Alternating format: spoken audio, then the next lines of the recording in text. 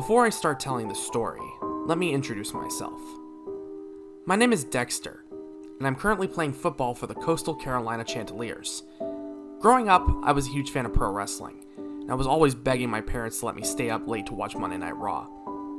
Yes, I know wrestling is mostly fake, but I never really cared. I just wanted to see my favorite wrestler, Kane, chokeslam everyone from Stone Cold Steve Austin to Meat. Recently, with classes and football games, I've had trouble keeping up with both Raw and SmackDown. The other thing was that I only had a low to moderate amount of money, so I could only watch about 2 to 3 pay-per-views per year. Most of the time, I usually just stick to watching my old WWF DVDs when I can. Except for one. Last May, I was walking around the campus when I passed by a pro wrestling store. I had passed by that same lot a few days ago, and it was unoccupied and still had the for rent sign. Man, those must be some efficient workers, I thought to myself. I then walked inside. As soon as I walked in, a blast of air conditioning welcomed me. Thank God, too. South Carolina isn't exactly the coolest place in the country. Scanning the shelves, I spotted action figures, signed merch, and DVDs.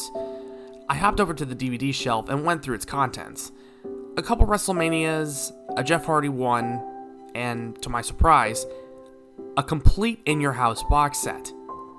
If you're not a wrestling fan, In Your House was a pay-per-view series that was held in the months the WWF didn't have a major pay-per-view. Being from Memphis, I was able to go to the St. Valentine's Day Massacre event when I was like 8 years old. And it wasn't even nosebleed seats, I was like 4 rows from the ring. I snatched the box set, an Eddie Guerrero figure, and a Monster Energy from the vending machine, and put my loot on the counter. I expected the In Your House collection to be worth a fortune, but no, it was only worth about $25. I didn't really think much of it, and then I just rode my skateboard back to my dorm. When I got home, I popped the DVD into my PlayStation 3. The menu came up, which was the In Your House logo and a collection of shots from the events. There were 4 options: Select Event, Random Event, Options, and Extras. I checked out the Options menu. It was nothing special, just languages, subtitles, display, and all that junk. I don't remember much from the Extras menu. I saw a promo for WrestleMania 2000, though. By the way, apparently this DVD was released in the summer of 1999. I decided to get the show on the road and went to Select Event. It took me to a list of In Your House pay-per-views, all 28 of them. I scrolled through, and sure enough, everything from the first In Your House to Backlash was there. A part of my mind wanted me to go further for some reason, just to see if there were any more options. And, shockingly, there were. Right there on the screen was 29 Armageddon In Your House, clear as day. The title itself didn't really strike me as odd. There were In Your House events that later became yearly pay-per-views like Unforgiven. The first Armageddon was held in December of 1999, but still, 29? As far as my extensive knowledge went, there were only about 28 In Your House shows. I decided to select it. I was brought to another screen. The description said Armageddon took place on June 6, 1999 in Charleston, South Carolina. I selected the match select option, and weirdly enough, there were only 2 matches. The first was a 20-man over-the-top battle royal, and the second was Kane vs. Mankind in an Inferno match. Saving the best for last, I chose the battle royal first. Billy Gunn won, if you're one of the few who cares. After that, I selected Kane vs. Mankind. Both of the wrestlers made their entrances, though I think Kane's music was a bit different. A lower pitch, maybe? When both were in the ring, the fire around the canvas was lit, and the match was underway. As far as I remember, my memory's kind of fuzzy, the match was pretty normal.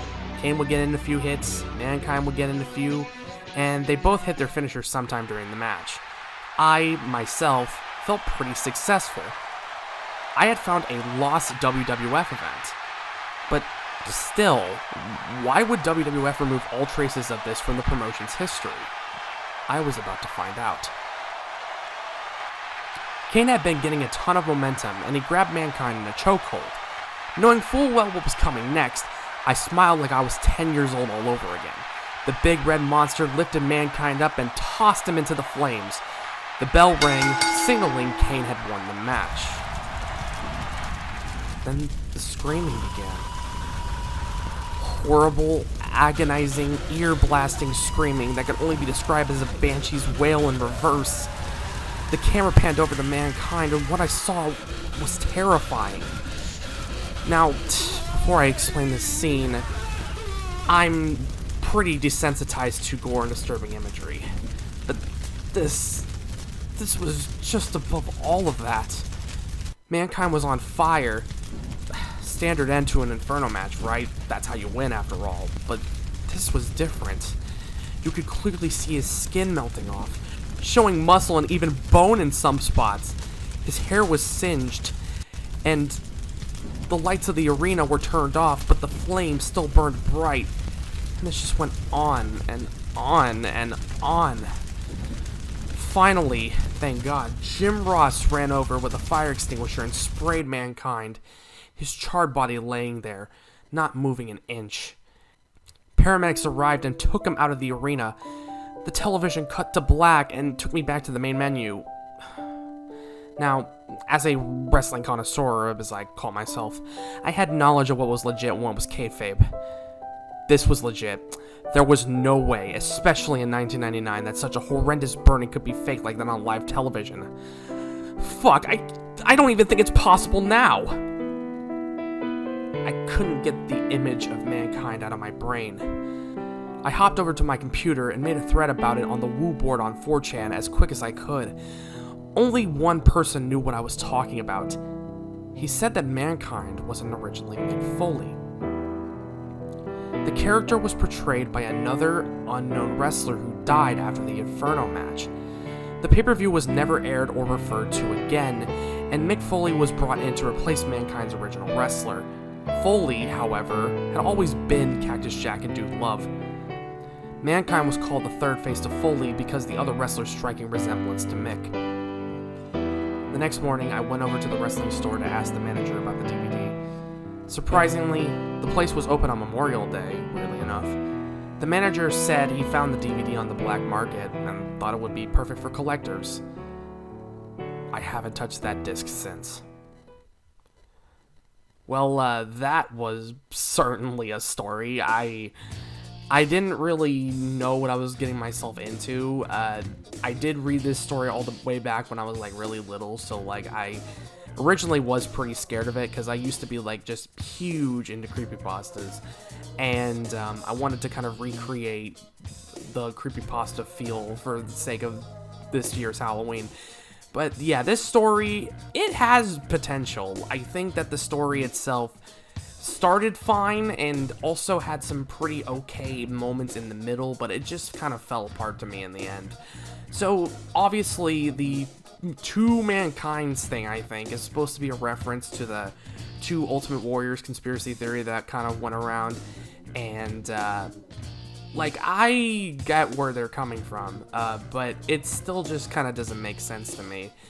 Especially since, like, you know, this pay-per-view is supposedly took place in June, and around that time, I think Mick Foley was champion. I might be wrong, but Mick Foley was champion, so, like, I wasn't sure that this was, like, accurate to the current, at the time, WWF storylines, but hey, I mean, it's a good try. It was a good attempt. I've read a good handful of, like, WWE or wrestling-based creepypastas, and all of them kind of suck.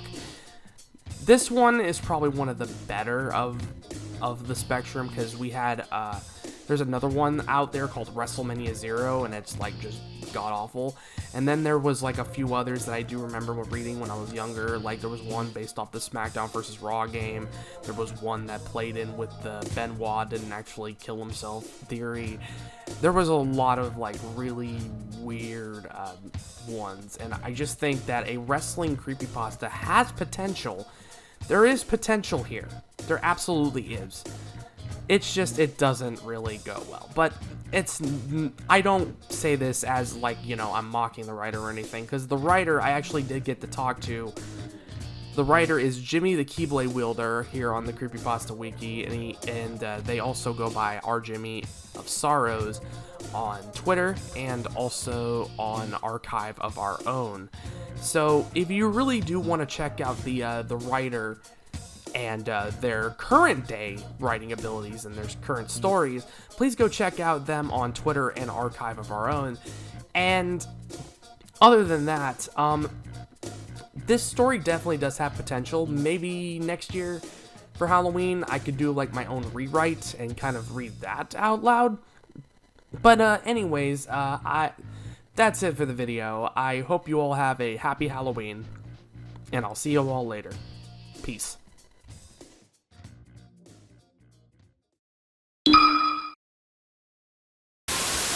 Shotgun Saturday night should be banned. It should be banned. New York City should be banned. Matter of fact, shut up. Saturday night should be banned. Why don't you give me some of this turkey? Some of them mashed potatoes. Let me get some of them peas. I had peas before.